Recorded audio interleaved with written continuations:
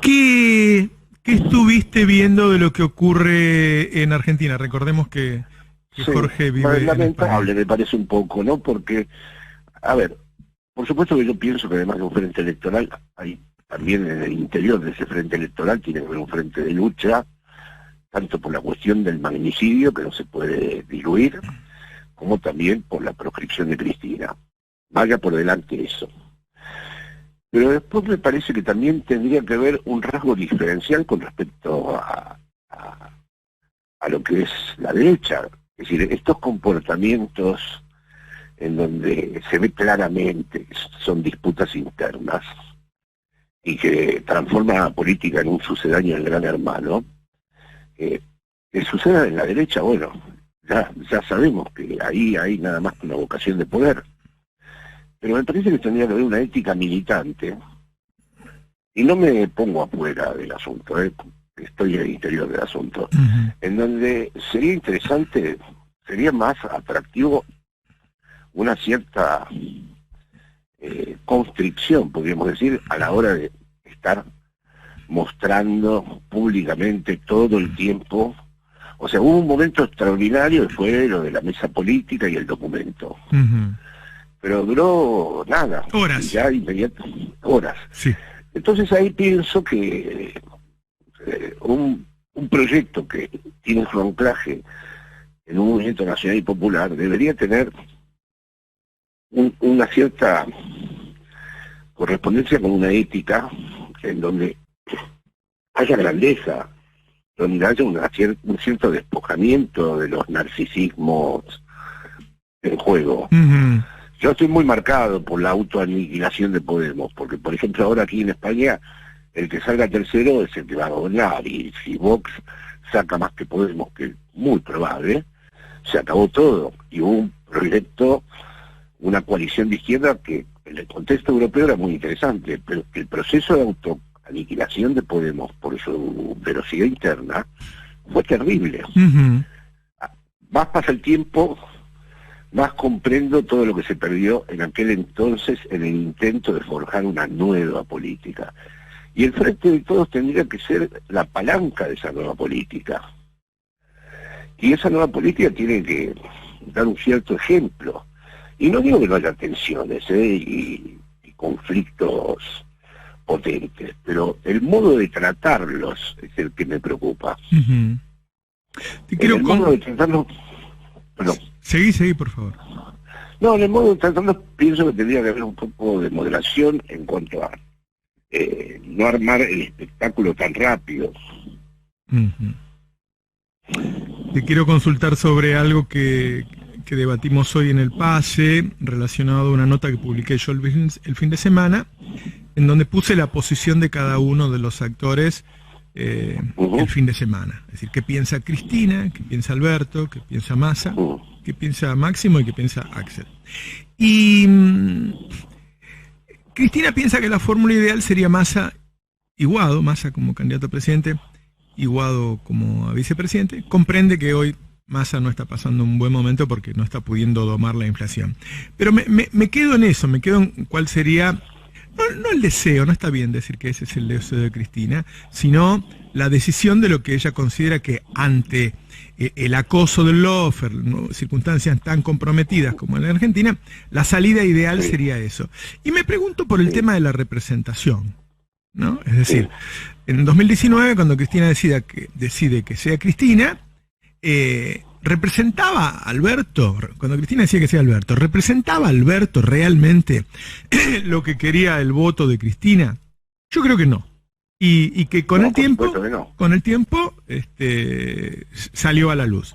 Ahora, Massa, ¿representa a ese 30 y pico por ciento que sigue a Cristina? ¿O lo que va a pasar es que si se da que es Massa y gana, al poco tiempo vamos a estar otra vez con estas peleas, porque como no representa a ese electorado, luego va a haber una frustración? Guarda, yo comprendo que las condiciones son las que obligan a esto, pero me parece que estamos a tiempo para reflexionarlo. ¿Vos qué opinás? Sí, y ahí describís el núcleo del problema. Yo pienso exactamente igual. O sea, yo pienso que si ella fuera candidata no habría nada que discutir. Porque evidentemente esto tiene como razón última de ser el liderazgo del kirchnerismo y el liderazgo de Cristina. Así que si ella fuera como candidata y se resolviera el maldito tema de la proscripción, ahí ni habría paso ni nada, porque no sería absurdo discutir esto. A partir del momento en que eso de nuevo va a ser delegable y transferible, cuestión que yo cuando sucedió en aquel entonces y todavía hablaba con Cristina, a mí no me pareció francamente una buena idea en aquel momento cuando se planteó, pero bueno, después se consideró una gran maniobra política. Y yo aquí veo un riesgo parecido. Creo que primero se va a constatar que cada vez que hay una interna feroz en una estructura, la solución siempre es por derecha, nunca, o vamos a decirlo más suave, la solución es conservadora, ¿no? Porque no puede ser de otra manera, porque como llega un momento en donde se ha saturado tanto de líos que al final aparece una figura más supuestamente estabilizadora. No obstante, si Cristina lo decide, habrá que aceptar esa fórmula, porque incluso ahí sería interesante que hubiera de nuevo una moderación en cuanto a que no se desencadene una tormenta, ¿no? Y luego después pasa algo que está relacionado con la identidad política del kirchnerismo. El kirchnerismo lleva, como se dice actualmente, en su ADN ser un proyecto político transformador nacional y popular. ¿Y cómo se representa eso hoy en día?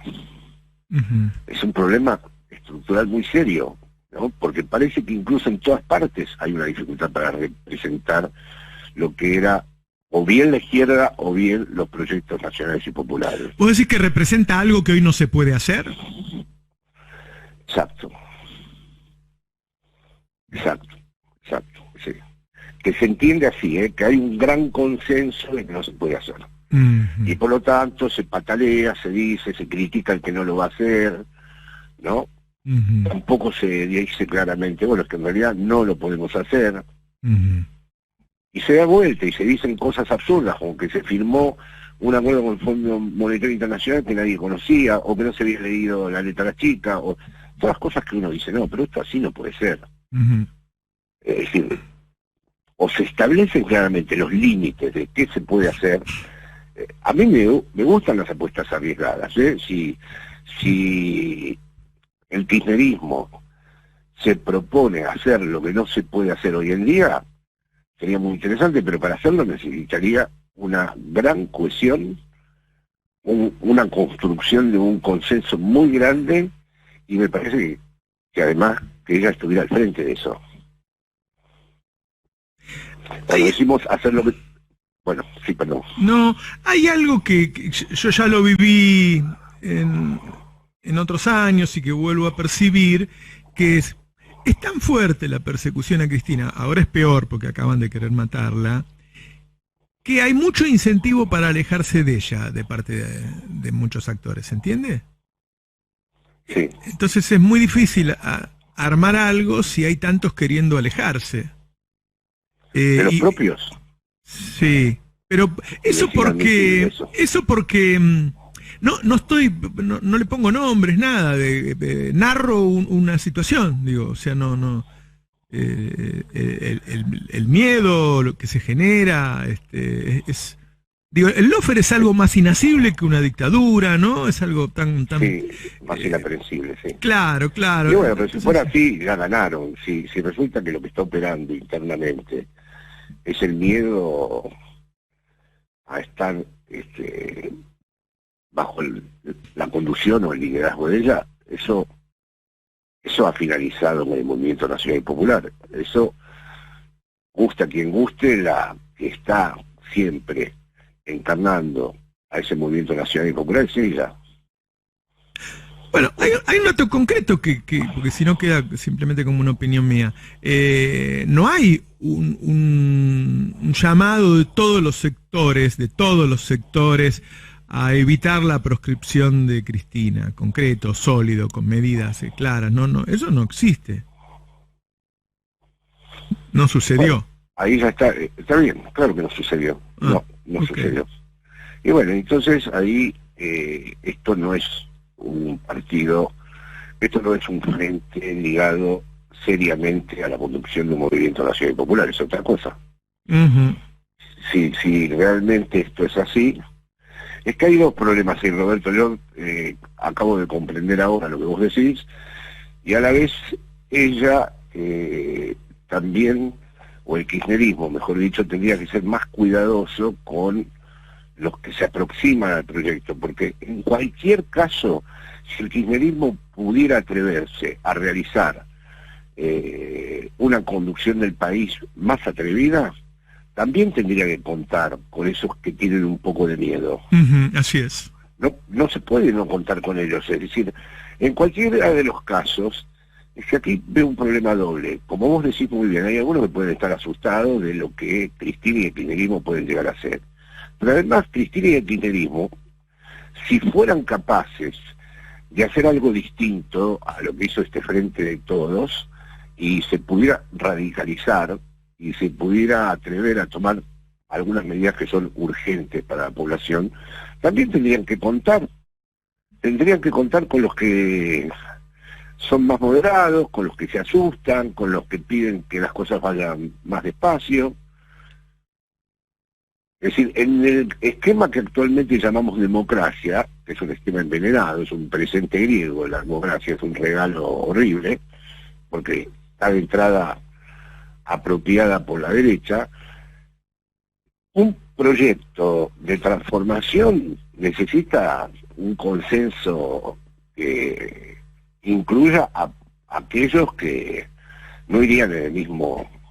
Sería el arte de la política, ¿no? Es decir, claro, que no se asusten, que las cosas se van a hacer del buen modo. Bueno, podemos poner un ejemplo que sucedió durante muchos años. Pichetto reconoció como jefa y trabajó para Cristina durante muchos años. Y claramente, en un momento, no sé cómo decirlo, sale del closet y se va a otro lugar. Pero mientras Cristina fue la jefa, él cumplió y cumplió bien, y cumplió muy bien. Y eso cumplió muy bien, y eso ya vemos que hace declaraciones fascistas. Así es. Labaña, Lustó fue ministro de Economía. Lustó, claro.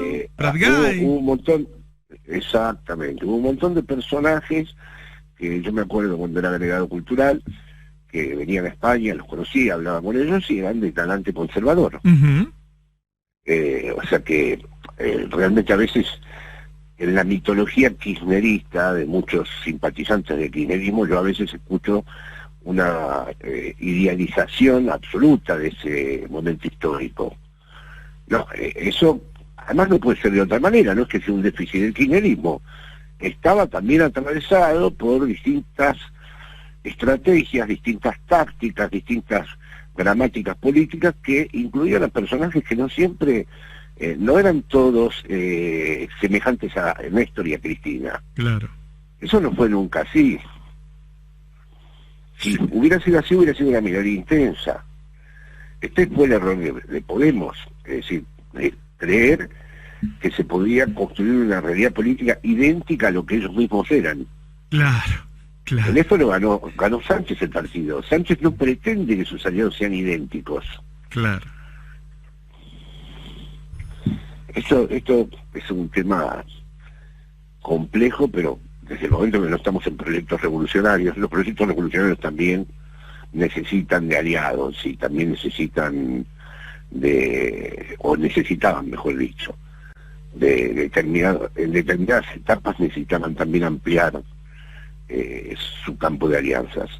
Pero ahora, con derechas como las que hay en el mundo, con el sistema internacional de derechas empoderadas en todas partes, con grandes estructuras atrás, es imposible concebir que haya un proyecto nacional y popular o de izquierda o transformador sin buscar una red de alianza que le dé una cierta estabilidad. Bueno, está el ejemplo de lo que acaba de hacer Lula, ¿no? Un frente que antes hubiera sido Lula, sí, inimaginable, pero bajo el liderazgo de él, no él a un costado. Bueno, ese es el gran efecto que tiene Lula, ¿no? Que uno siente que él está al frente, y entonces uno mira que efectivamente hay sectores conservadores en su estructura, pero él tiene la conducción, y ese es un elemento importantísimo. Claro. Es un elemento que sería muy interesante en la Argentina lograr. Yo, a mí, lo que más temor me da de esto es que no logremos constituir una autoridad. Que es un poco lo que dijiste antes, vos, que de golpe, en el caso maravilloso de que pudiéramos ganar, quede todo abierto de nuevo, porque además es muy de la idiosincrasia argentina, sujeto a discusión. Claro. No, es que yo siento que se está terminando, que en los próximos meses se va a terminar esta interna. Todavía, o sea, cuando todavía se está trabajando para arreglar lo mal que salió esto, estamos en peligro de meternos en algo parecido, eso es lo que quiero decir, ¿no? Bueno, es una repetición imperdonable. Es una repetición imperdonable, porque es decir, la gente tendría que encontrar una forma de tratar esos conflictos o estas tensiones a través de un poco de una discreción mayor, y con mediadores importantes de peso político que realmente zanjen esas cosas. Esto que pasó ahora, una mesa, un documento y un ministro al otro día invalida el asunto, y nosotros que en el interior mismo dicen, es como es una cosa que se puede dar el lujo el PRO o Juntos por el Cambio, porque están monitorizados por los grupos de poder. Pero en nuestro campo ese lujo no es. No. Estamos en espejo, es como si estuviéramos somos el gran hermano de un lado y el gran hermano del otro, pero eso no es así. Además que la percepción de la población es, bueno, los políticos todos están peleando por su pedazo de la torta. Yo me quedé con la idea, y ya que hablo con un psicoanalista, de que ahí se dijeron todo en tono calmo, qué sé yo, y cada uno se bancó que el otro le dijera cosas que no le gusta, y dijeron, uy, qué bueno que pudimos decirnos todo lo que no nos gusta en la cara en buen tono. Y después cuando se fueron a la casa se quedaron recalientes con lo que le habían dicho, se sintieron heridos y salieron a romper todo al otro día. No, pero es que, a ver, el gran secreto de un proceso político como el actual es vivir al lado del que no te gusta, y escuchar cosas que no te gustan, y estar convencido de que vas a tener que trabajar con el que no te gusta. Claro. O sea, si vas a tener que trabajar con los que solo te gustan, se acabó el proyecto. Estaba hablando lo que yo con una compañera muy importante del líder, una líder feminista de aquí, y es muy lúcida. Ella me dice lo mismo. Es decir, el feminismo tiene un núcleo teórico e ideológico muy fuerte, pero no puede crecer con solo aquellas mujeres que estén de entrada de acuerdo con ese núcleo. Claro. Porque entonces se vuelven un problema universitario nada más. Claro. Carecen después de una base popular, ¿no? Entonces, esto rige para todo, ¿no? Además en los 70 lo vivimos así. Claro. Estábamos convencidos de tener una representación que después no existía. Vos sabés que además se da en un contexto en el que el Frente de Todos, increíblemente, todavía no perdió. O sea, no. Juntos por el Cambio no se está adueñando de los votos que se pierden por la alta inflación y qué sé yo. Se mantiene muy pareja la cosa entre el Frente de Todos y Juntos por el Cambio. Y el tercer jugador, Milei, es un jugador que no representa nada, representa el enojo. No es una representación política. El enojo es algo que se puede ir a pescar en algún momento en un balotaje. Sí, pero Milei me parece que está atrasado, porque la estrategia de las ultraderechas ahora es captar a las derechas que eran denominadas de centro. Entonces atrasa un poco Milei. Bueno, pero por eso su voto entonces se puede conseguir en un balotaje.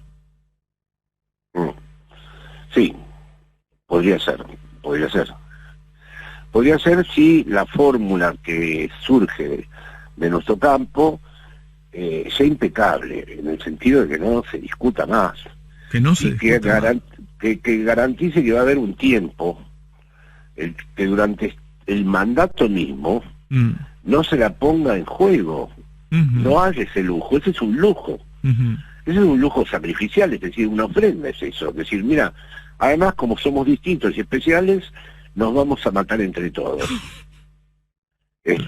Eso no me parece que sea algo. Yo entiendo todos los argumentos de que eso enriquece y que eso le da una vida y que eso, pero me parece que esa vida sin límites se vuelve como un carnaval en donde hay mucha satisfacción porque cada uno dijo lo que se le da la gana, pero no obedece las reglas de la construcción política. Claro. Es muy catártico hacerlo así. Sí. Pero no es conducente para lograr los objetivos. Y veo que, bueno, que hay que aceptar, pero viste que están estas cuestiones, los peronistas se pelean y se reproducen como los gatos. Bueno, hay una serie de mitologías que siguen operando, pero que después no me parece que sean muy fecundas. Eso no quiere decir que después de puertas para adentro no te digas todo lo que hay que decir, claro, y que te insultes y que digas de todo. Así es. O sea, así es. Que... Bueno, el resultado está abierto todavía, así que... Menos mal, eso es una muy buena noticia. Sí. Es la verdadera razón por la que habría que pensarse muy bien lo que se va a hacer, porque hace unos meses atrás hablábamos y no teníamos muy claro que este resultado pudiera estar abierto. Lo está. Sí. Y sería muy interesante consolidar eso.